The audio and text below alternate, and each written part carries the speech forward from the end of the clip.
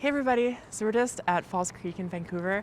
Just such a beautiful place. We figured we'd just come film here. So this is just going to be a question and answer video like I mentioned in one of my previous vlogs, since I get so many messages from people and I've been really falling behind in responding. So I figured answer just a bunch of questions here, then a lot of people can get the answers. So a lot of people have been asking me whether I have a Facebook page, and I do. I just made a Facebook page a few weeks ago, so I'll put the link right here so you can give me a visit. And yeah, I'll just have like stuff posted there, like little updates and stuff, so check it out.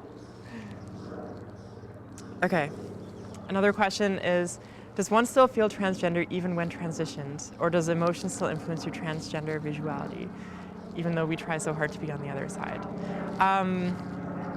So I'm always gonna be transgender. It's just the reality for me.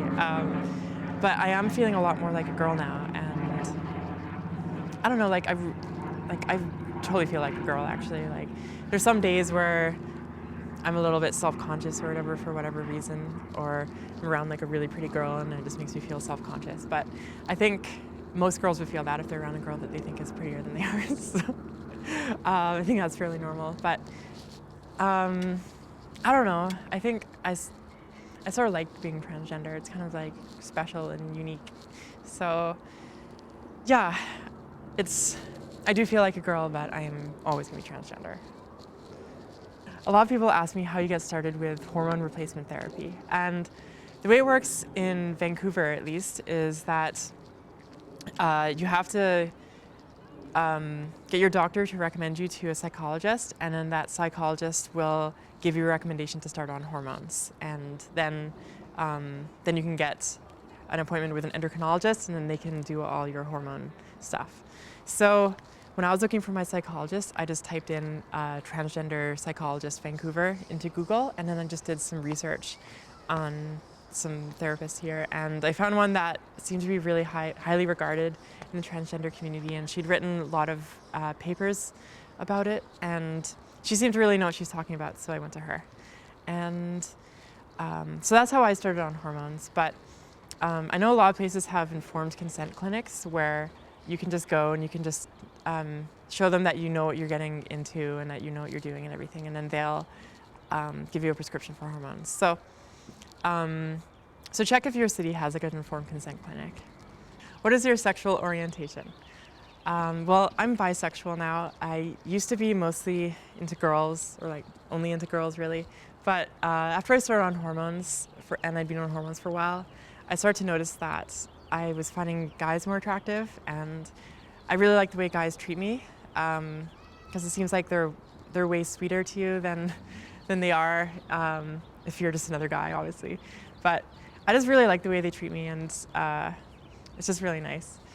But I don't really see gender as anything that'll like stop me in getting a relationship with someone anymore, because I think everyone is beautiful. I could see myself with anyone. And I'm with a transgender person right now who's part-time, so it's like dating a boy and a girl at the same time, so it's nice. People have asked me about how to come out as transgender when you're in a relationship, and I would never get into a relationship with someone who didn't know that I was transgender. If I was dating someone, I would tell them that I was transgender on the first or second date, and I know, because it's a big part of my life, and it's part of who I am. So I think it would be a little bit dishonest of me like not to tell them, because like this is who I am and it's important to me, and I wouldn't really want to date them if they did have a problem with me being transgender anyway. So how much does transition cost? So when I first started on hormones, I was on 1 milligram of estrase and 100 milligrams of spironolactone, and that was costing me about $15 a month. But the prescriptions in Canada are 80% paid for, so if you're in the US, that would be something like $70 or something. So it's not too expensive if you have like coverage for the prescriptions. And right now I'm paying something like $30 to $40 a month, but I'm on more hormones now, and the Prometrium is quite expensive. That's the progesterone. So it's not too expensive if it's covered. And then there's, of course, there's like SRS and stuff if you're planning to get that, which also living in Canada is also covered, which is amazing. But I think it runs around $17,000 to $19,000 or something to get SRS. So people have asked what I do for a living.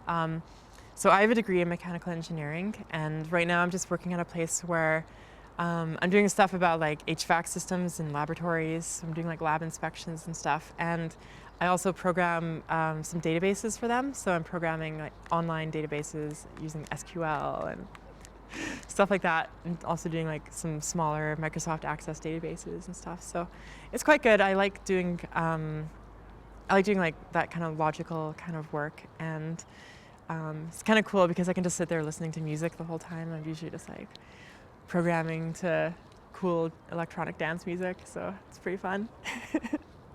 How much has transitioning affected my physical strength? I haven't really noticed that I've gotten much weaker.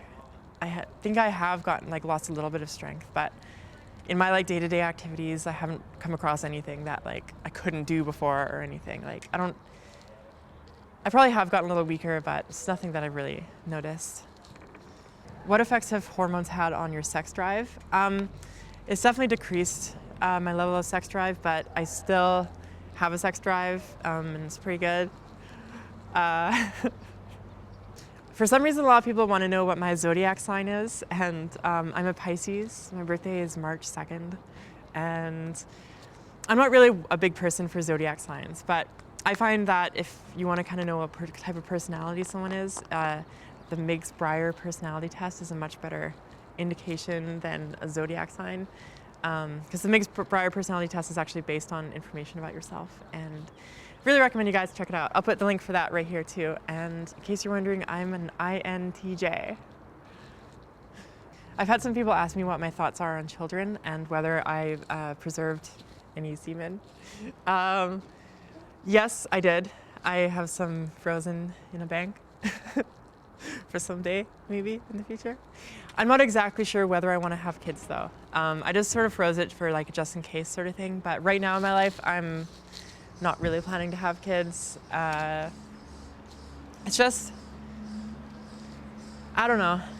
I just don't know whether kids are for me, but we'll see, because like you never know what your feelings will change to in the future. Did you find that being part-time was done in increments and then a big jump to being full-time? When I first started dressing, I was dressing a lot just in my own house and everything like that. And then I just started going out more and more often dressed as a girl. And so first it started with me going out like once or twice a week dressed as a girl. And then eventually it was becoming that whenever I was at home, I was dressed like a girl. And that like whenever I really went out, I was dressed as a girl. And the only place that I wasn't being a girl was at work. And that was quite hard because it was like living two different personalities. And like every time I had to go to work, I had to dress the way I didn't want to dress and sort of be someone I didn't really want to be. But then when it was time to go full time, it was just like, it just kind of felt, I was like ready for it. And I wasn't even that nervous. The week before I transitioned, I actually felt like way more calm than I thought I would. Like the week before I was like about to go full time. And there's definitely some emotional moments, but for the most part, it was quite calm. And I think I was just like really ready to go full time.